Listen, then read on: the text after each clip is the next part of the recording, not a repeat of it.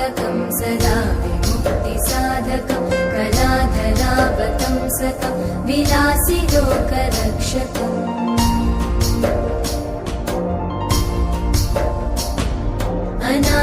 अनायकैकनायकं विनाशिते भदैत्यकं नताशुभाशुनाशकं नमामि तं विनायकम्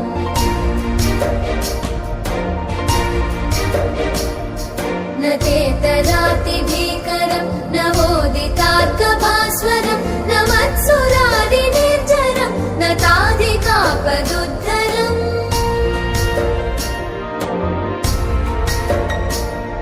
सुरेश्वरं निधीश्वरं गजेश्वरं गणेश्वरं महेश्वरं तमाश्रये परात्परं निरन्तरम्